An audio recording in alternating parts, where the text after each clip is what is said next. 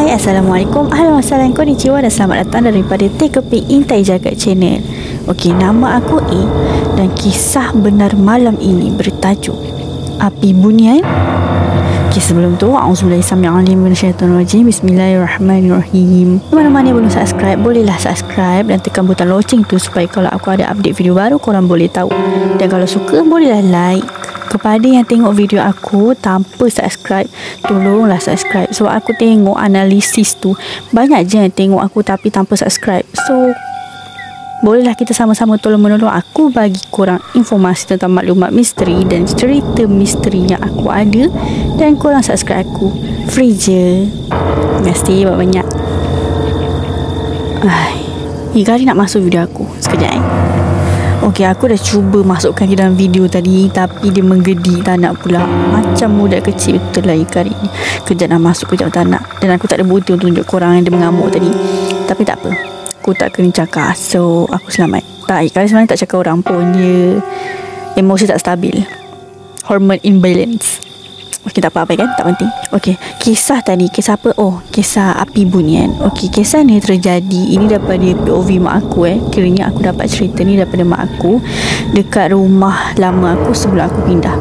Kisah ni terjadi pada tahun 1998 hujung tahun ataupun 1999, lebih kurang macam tu lah, seingat mak aku. Tu time tu dekat rumah lama, rumah sewa atuk aku. Rumah yang atuk aku sewakan untuk mak aku, which is rumah tu atuk aku punya lah. Faham tak maksud aku? Okay, time tu malam. Time tu bapa aku kerja dekat Shah Alam, which is kerja JTI. Kalau korang pernah dengar, yang pernah dengar tu pernah lah. When you know. Tapi kerja JTI ni stand for nama penuh dia adalah Japanese Tobacco Inc. Di Kilang lah, Kilang Jepun. Okay, time tu dia ada shift tau. Dekat company bapa aku ni ada shift. So bapa aku akan kerja like 3 shift, malam, siang, petang and something like that lah. Kalau korang tahu term shift macam mana, time tu bapa aku tengah kerja malam. So bapa aku akan bertolak daripada rumah lepas isyak macam tu, dalam 8 lebih ke 9 macam tu, baru nak masuk kerja shift malam. Okay, dan time tu mak aku seorang dengan 2 anak, which is aku dengan abang aku. Time tu abang aku baru umur 3 tahun dan aku baru berumur dalam bulan-bulan macam tu lah. Mak aku cakap mak aku masih dokong aku. Okey, lepas tu jiran mak aku ni ada seorang wak, kita namakan dia Wak Mat dalam cerita ni. Dia adalah orang pertama yang tinggal dekat lorong tanah pusaka tu. Sebab lorong yang aku tinggal ni adalah lorong tanah pusaka tau. Dan Wak Mat tu adalah orang pertama yang tinggal dekat lorong ni.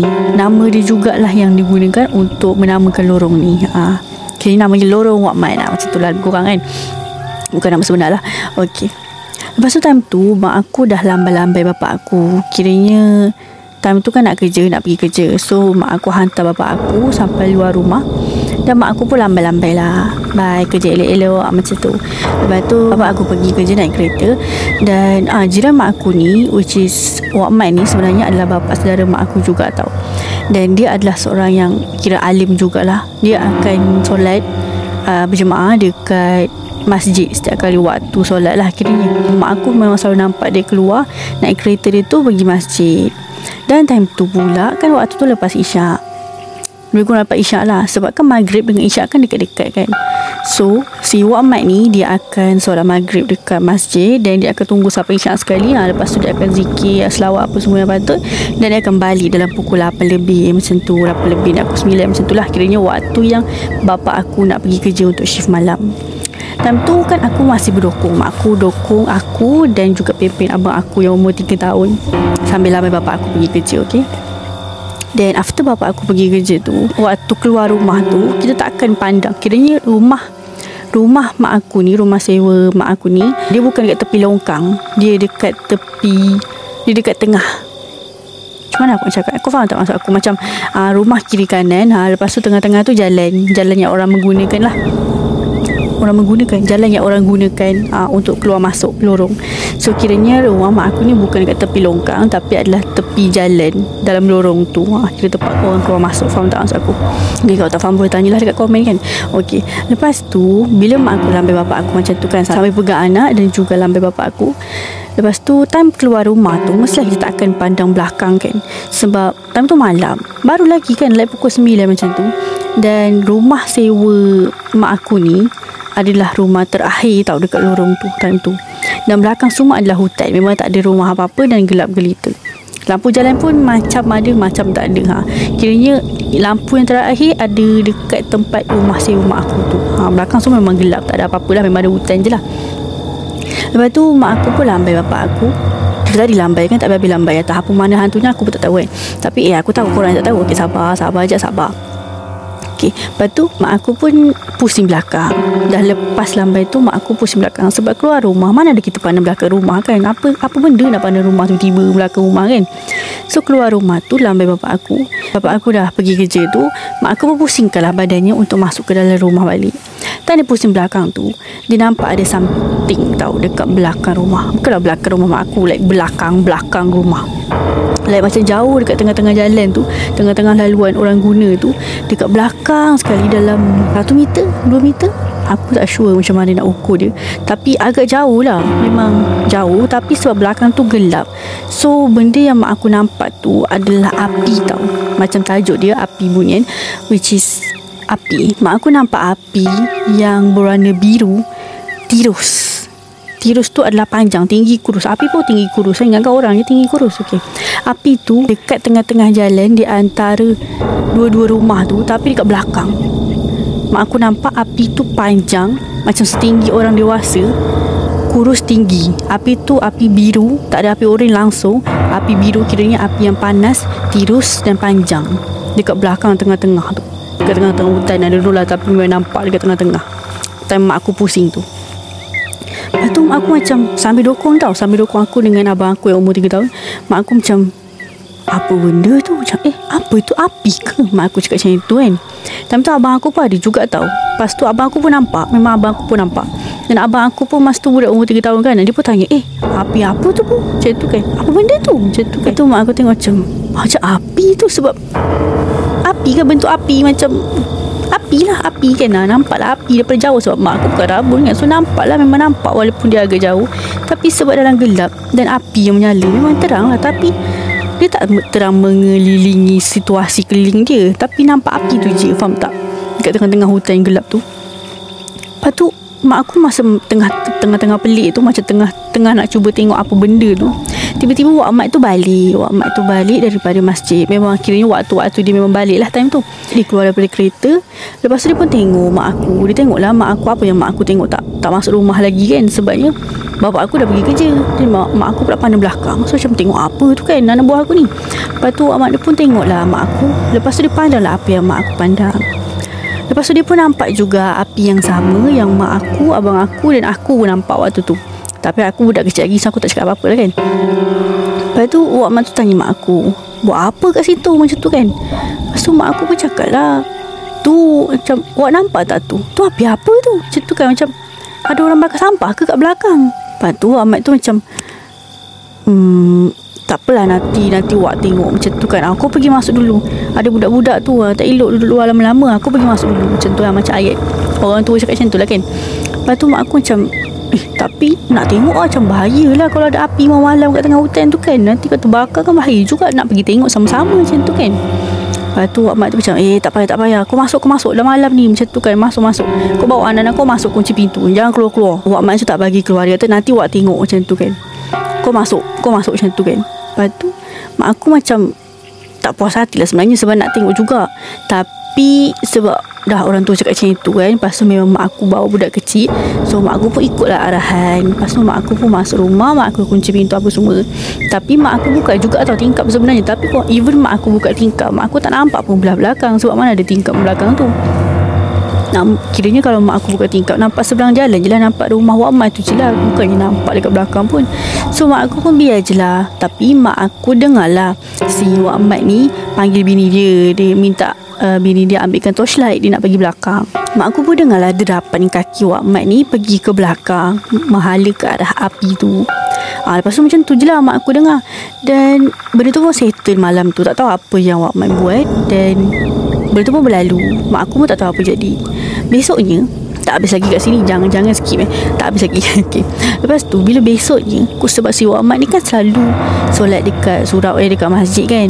So time waktu Zohor tu, mak aku pun keluar lah, sebab mak aku nampak si Wak Mat ni balik. Mak aku nak tanya lah pasal semalam apa benda yang dia nampak tu, macam tu kan, nak tahulah apa terjadi seterusnya. Lepas tu mak aku pun follow up dengan cerita tu. Mak aku pun panggil lah Wak Mat waktu Zohor besoknya. Lepas tu mak aku tanyalah apa yang Wak Mat tu nampak semalam, macam tu apa benda macam tu kan. Wak Mat tu macam semalam, semalam kata, tak ada apa-apa lah, dia kata itu api je, api bunian, api perkampungan bunian kat belakang tu. Lepas tu mak aku macam mana awak tahu macam tu kan. Yelah macam suka hati cakap api bunian kan, entah api apa, orang bakar sampah ke apa kan. Lepas tu mak aku macam mana Wak Mat tahu. Lepas tu alah kan Wak minta torchlight dekat bini Wak. Lepas tu Wak pun ambil lah torchlight tu. Wak pergi belakang sambil bawa torchlight ni tahu, Wak langkah setapak, api tu turun. Api tu tinggi kan, tinggi kurus tirus. Wak pegang torchlight ni, Wak melangkah satu langkah, api tu turun satu. Maksudnya api tu yang tirus tu, dia dah macam dia jadi kecil, macam tu, dia memendek. Lepas tu Wak langkah lagi 2 langkah, api tu pendek lagi. Wak langkah kali ketiga, puff, terus hilang. Api tu hilang. 3 langkah Wak Mat menghampiri api tu daripada rumah dia, api tu terus hilang. Macam vanish, macam hilang lesap macam tu je. Lepas tu Wak Mat tengok Okay, fine, okay. Tapi waktu tu kan macam dah orang lama kan, dia lah orang pertama tinggal kat lorong ni. So memang dia lagi nampak macam-macam lah kan. Tapi dia tak puas hati juga, so dia pun pergi belakang nak tengok lah kan atau ada apa-apa yang membahayakan orang ke kan. Lepas tu dia pun pergilah sambil bawa torchlight tu. Dia pergi dekat tempat api yang dia nampak tu.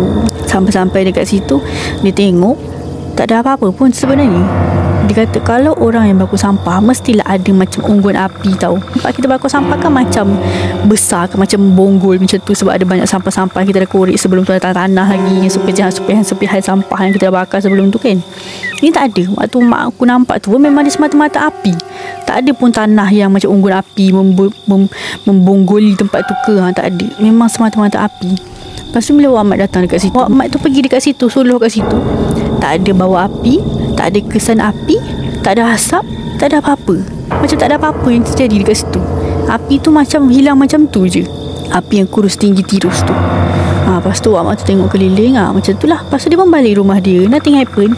Lepas tu dia cakap dengan mak aku, itu semalam orang bunian perkampungan bunian dekat situ, kiranya dia kata pagi tu anak dia ada kahwin, macam ada majlis kahwin anak dia lah. So banyak sampah dekat majlis tu lepas habis tu. So dia pun bakar sampah untuk hapuskan segala sampah-sampah yang ada dekat majlis kahwin tu, dia kata. So kiranya dia pun macam kita juga, sama je bakar sampah macam tu, tak ada apa-apa pun. Lepas tu mak aku macam Wak nampak ke? Macam mana Wak tahu macam tu kan? Ada bunyi kat belakang, Wak pernah nampak ke macam tu kan? Lepas tu Wak tu macam alah aku tahulah, dia cakap macam tu kan. Dia kata pernah je, dia kata dia pergi belakang waktu tak ada orang lagi tinggal dekat situ, tak banyak lah. Memang dia waktu first tu, dia kata kat belakang tu ada je harimau. Dia kata harimau ada, perkampungan bunian ada, dia cakap macam tu. Dia kata dia pergi belakang nak tanam pokok pisang. Dia nampak ada harimau macam melingkar dekat pokok dekat situ, ada sekali dengan anak-anak dia, dengan macam banyak lah, macam satu keluarga dekat situ. Lepas tu mak aku tanya, harimau jadian ke? Macam tu kan. Harimau orang yang salah guna ilmu ke? Macam tu kan, jadi harimau macam tu. Lepas tu tak ada lah, dia kata itu harimau betul, bukan harimau betul yang harimau dunia manusia tu. Harimau kiranya harimau kat sana lah, macam tu. Memang ada harimau, jadi tak kacau orang lah, tapi dekat belakang tu dia ada satu keluarga dekat situ. Lepas tu mak aku macam ya ke macam tu kan. Yelah. Lepas tu dia kata tak ada apa-apa lah, okey je macam tu kan. Dia tak kacau kau, tak kacau kita, so tak payah kacau dia macam tu kan. Lepas tu mak aku macam yelah okey lah. Lepas tu macam tu je lah ceritanya. Kiranya mak aku nampak api yang tak tak ada unsur api pun sebenarnya. Macam tu. Dan bukan mak aku seorang nampak. Aku nampak, abang aku nampak, Wak Mat tu pun nampak. Tapi aku tak ingat sebab aku budak kecil. Dan itulah pengalaman mak aku sepanjang, taklah sepanjang sebenarnya, banyak lagi sebenarnya kisah hantu yang menarik lepas ni. Kalau korang nak tahulah, bolehlah tengok dan subscribe dan channel dan like semua aku sebut, supaya korang dapatlah cerita-cerita misteri. Kalau korang memang suka cerita-cerita misteri dan horror dan mistik ni, bolehlah continue dan teruskan untuk tengok. Okay, segala yang baik itu datang daripada Allah dan segala yang buruk itu datang daripada aku sendiri. Buku apa ni? Aku tak boleh rekod lama-lama sebabnya aku ada order. Aku ada buat bisnes sushi. Aku ada buat sushi dan ada orang tempah, so aku kena siapkan lah. Now pukul berapa aku tak ada jam. Tapi itu je lah cerita untuk malam ni. Jangan lupa untuk like, komen, subscribe. Jangan lupa subscribe kalau korang suka. Tak, kau kena subscribe juga. Take a peek, intai jagat wujudnya Mama Cerita.